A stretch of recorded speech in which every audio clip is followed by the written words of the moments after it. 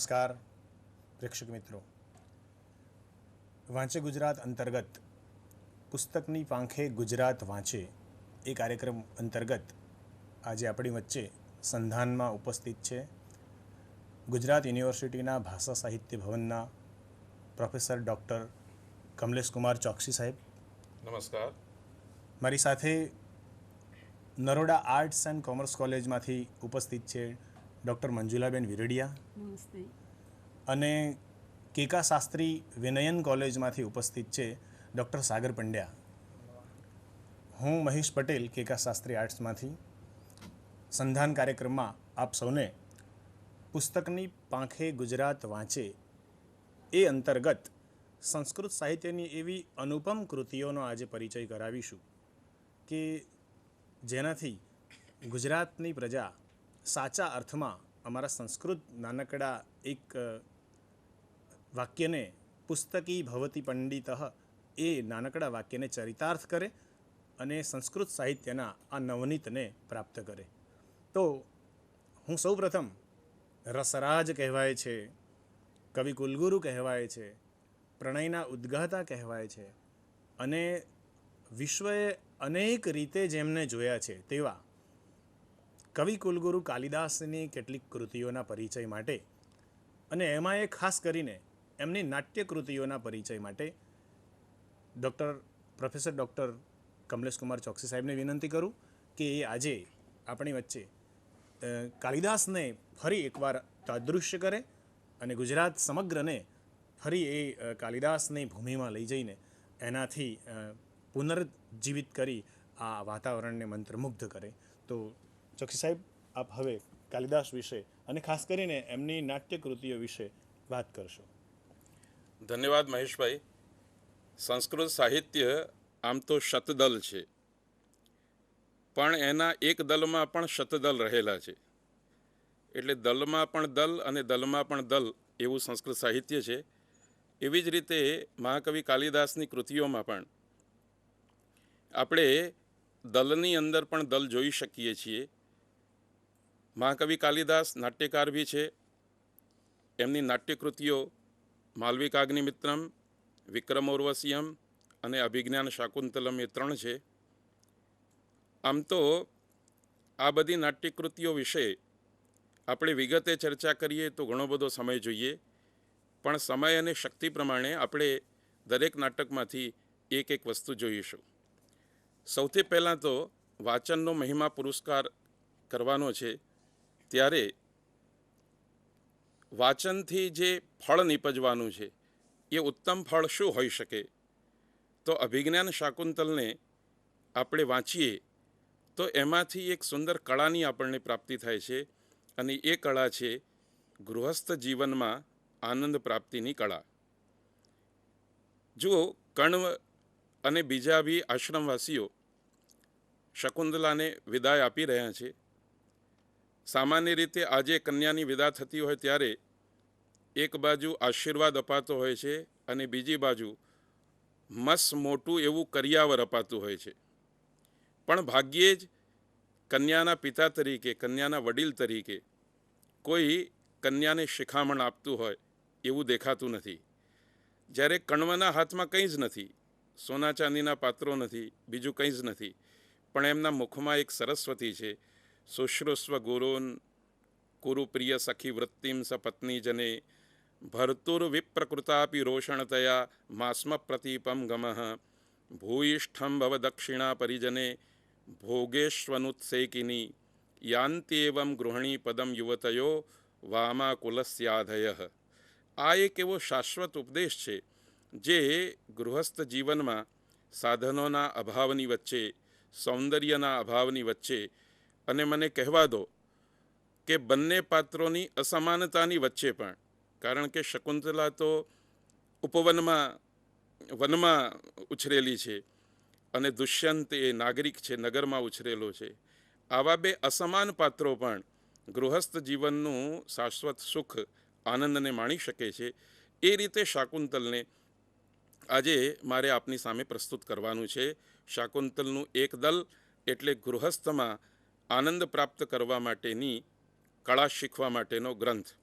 જેમણે પણ ગૃહસ્થમાં આનંદ પ્રાપ્તિ કરવી હોય એ બધાએ શાકુંતલ વાંચવું જોઈએ, શાકુંતલ જોવું જોઈએ અને શાકુંતલને ઘરમાં, હૃદયમાં, વાણી અને વર્તનમાં પણ વસાવવું જોઈએ. એ પછી આ કવિની બીજી કૃતિ તે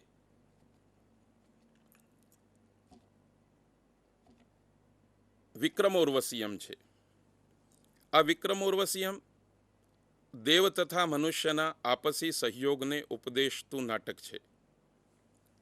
દેવતાઓનું કાર્ય માણસ માટે છે, તો માણસનું કાર્ય કોના માટે છે? તો માણસની પાસે બે વિકલ્પ છે. એક વિકલ્પ એ છે કે માણસ દેવતાઓનું કાર્ય કરે અને બીજો વિકલ્પ એ છે કે માણસ છે એ અસુરોનું કાર્ય કરે.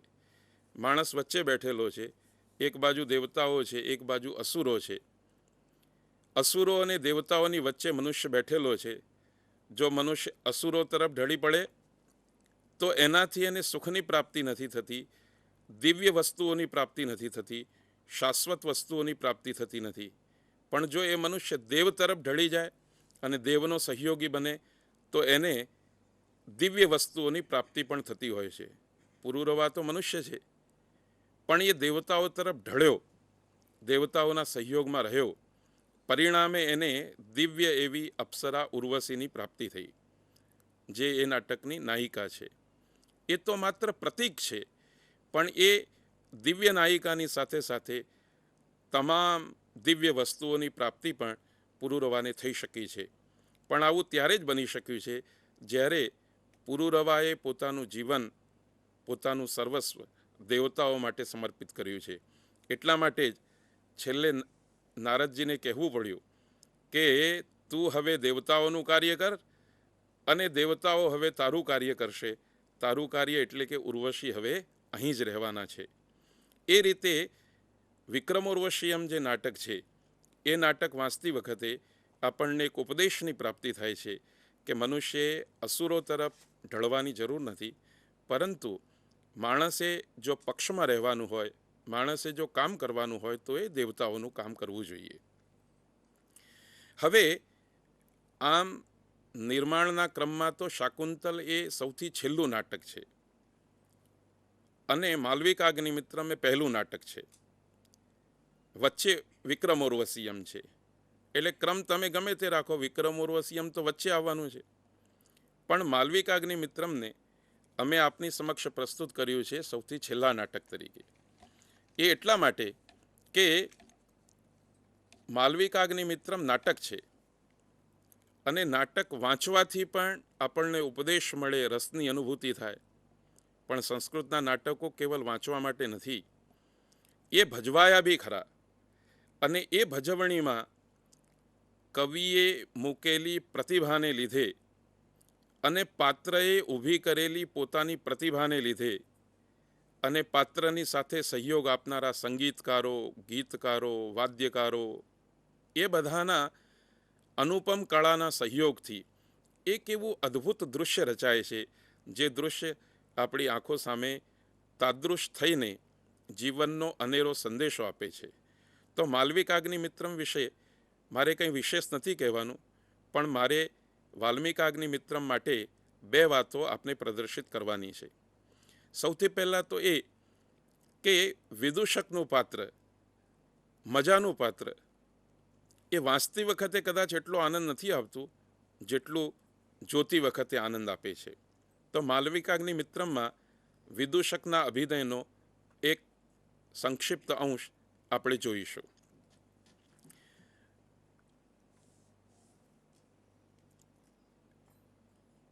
વિદૂષક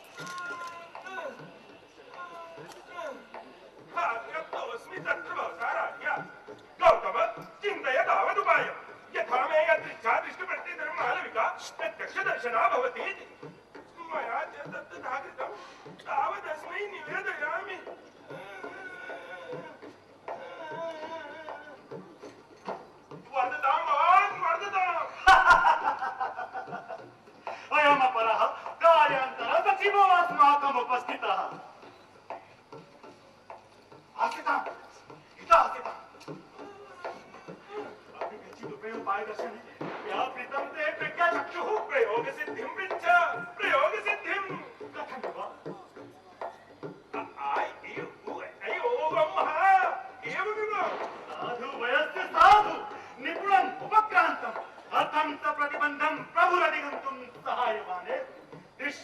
न पश्यति दीपेन विना चक्षुरपि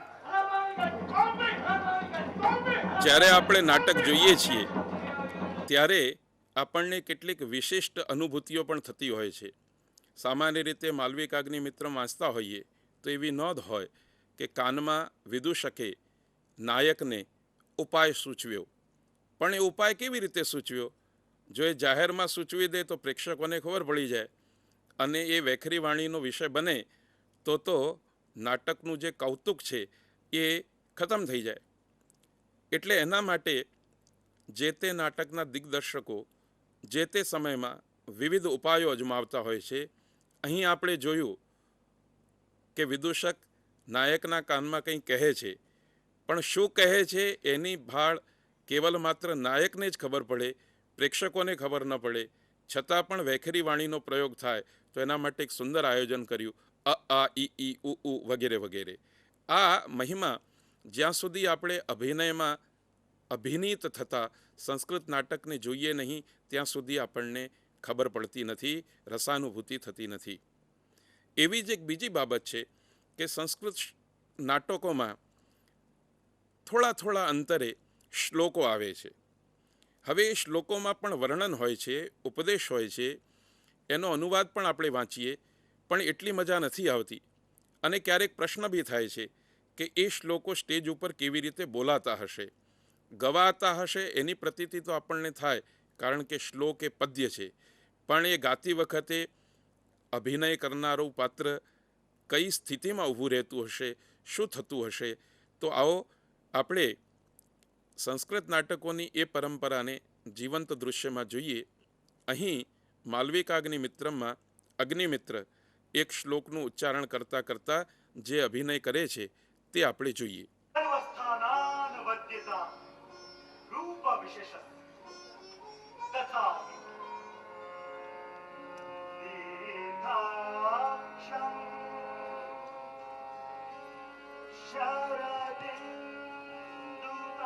शरदिन्दुकान्ति वदनं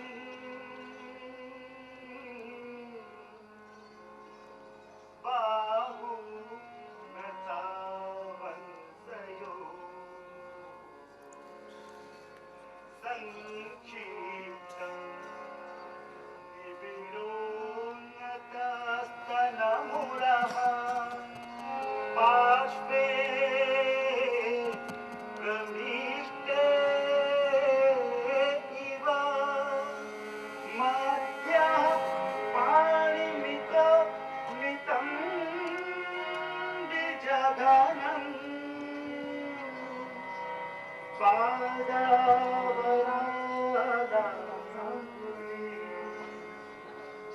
पादावरादासंस्कृतिचिन्दो नर्तकीतूर्यथैव मनसि श्लिष्टं तथा स्यात्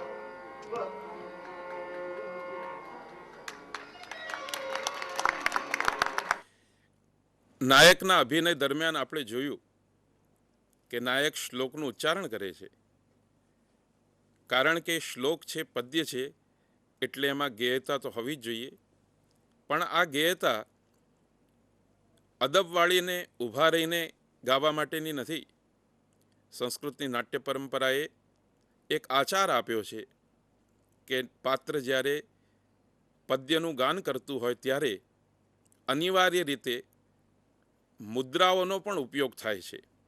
શરદ, ઇન્દુ, ચંદ્ર આ બધા શબ્દો જ્યારે મોઢેથી બોલાતા હોય ત્યારે એ શબ્દોને ઉચ્ચારણ કરતું પાત્ર એ વસ્તુના નાટ્યશાસ્ત્રએ નક્કી કરેલા પ્રતીકોને પણ, મુદ્રાઓને પણ એ અભિવ્યક્ત કરતું હોય છે. અને એ રીતે નાટકમાં રહેલો શ્લોક જીવંત બનતો હોય છે. નાટકનું આપણે વાંચન કરીએ ત્યારે પણ જો આપણી નજરની સામે એ વસ્તુઓની મુદ્રાઓ અંકિત થતી હોય, નજરમાં આવતી હોય તો સંસ્કૃત નાટક વાંચવાનો મહિમા છે. સંસારની તમામ ભાષાના નાટકોમાં સંસ્કૃતનું નાટક એ રીતે પણ જુદું પડે છે કે એના અભિનયના આચારો બહુ જ સૂક્ષ્મતાપૂર્વક વિચાર્યા છે અને એવો પ્રયત્ન કરવામાં આવ્યો છે કે સમગ્ર સમાજ એ કળામાં સહયોગી બને, ચાહે સંગીતજ્ઞ હોય, ચાહે વાદક હોય, ચાહે દિગ્દર્શક હોય, ચાહે કવિ હોય, ચાહે પાત્ર હોય, બધાનો સહયોગ સંસ્કૃત નાટકમાં અપેક્ષિત રખાયો છે. અને સહયોગ અપેક્ષિત રખાયો છે એટલું જ નહીં, લક્ષ્ય એ પણ રખાયું છે કે સમાજનો તમામ વર્ગ અમારા આ નાટકથી રસની અનુભૂતિ કરે. કોઈ પણ એવો વર્ગ નથી, સમાજનો કોઈ પણ એવો સદસ્ય નથી જે સંસ્કૃત નાટકની આ રસાભિવ્યક્તિથી, આ રસાનુભૂતિથી વેગળો રહી શકે, અલગ રહી શકે.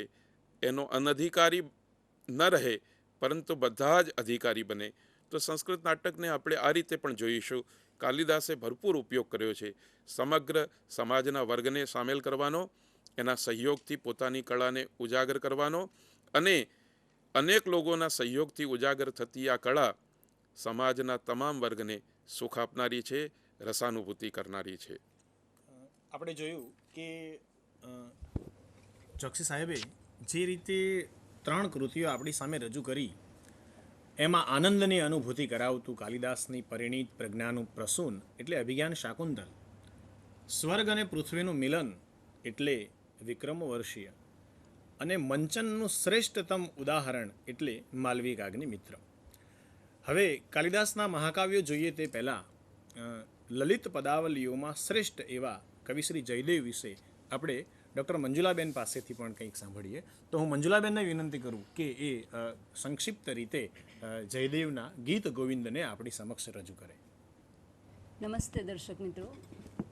ગુજરાતના સંદર્ભમાં જ્યારે વાંચે ગુજરાત પુસ્તકની પાંખે એ સંદર્ભે જ્યારે સંસ્કૃત જગતને લઈને અમે આવ્યા છીએ, ત્યારે જયદેવ એ એક એવો સંસ્કૃત જગતનો કવિ છે કે જે દરેક ભારતીયના હૃદયમાં એક ભક્ત કવિ તરીકેનું પોતાનું સ્થાન પ્રસ્થાપિત કરી શક્યું છે. એનું મુખ્ય કારણ છે કે કવિએ જે પોતાનું ગેય તત્વવાળું કાવ્ય આપ્યું છે એ છે ગીત ગોવિંદ. ગીત ગોવિંદનું બંધારણ કવિએ 12 સર્ગની અંદર અને સામાન્ય રીતે 2 પદ આપીને પ્રબંધ રૂપે 24 પ્રબંધમાં નિરૂપિત કર્યું છે. ગીત ગોવિંદ કથાવસ્તુનો સંદર્ભ છે શ્રીકૃષ્ણની કેલી લીલાઓ. 4 શરૂઆતના પદ્યોમાં કવિ શ્રીકૃષ્ણના મંગલ ભાવોને નિરૂપે છે, કવિનું નામ નિર્દેશ કરે છે, પણ પછી પ્રથમ જ પદ્યથી કવિ જે વર્ણન કરે છે એમાં છે દશાવતાર સ્તુતિ. દશાવતાર સ્તુતિની ધ્રુવ પંક્તિ લોકમાનસમાં આજે પણ વિલસિત છે. જય જગદીશ હરે. વિષ્ણુના 10 અવતારનું મંગલ ગાન કરીને કવિ પોતાના ભાવોને શ્રી કૃષ્ણ અને રાધાના રમણ ભાવોને રજૂ કરે છે.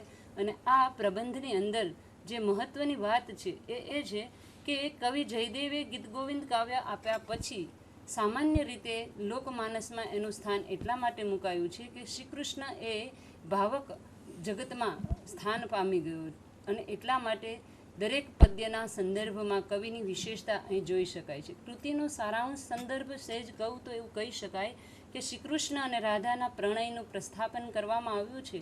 રાધા રિસાયેલી છે, શ્રી કૃષ્ણ અન્ય મનસ્ક છે એવા સખી દ્વારા સમાચાર આવે છે, અને ત્યાં રાધાનું ચિત્ર કવિ એવું મૂકે છે કે સખીને કહે છે કે તું શ્રી કૃષ્ણને મારી સમક્ષ લાવ, પરંતુ થાય છે એવું કે સખી એકલ હાથે ખાલી હાથે પાછી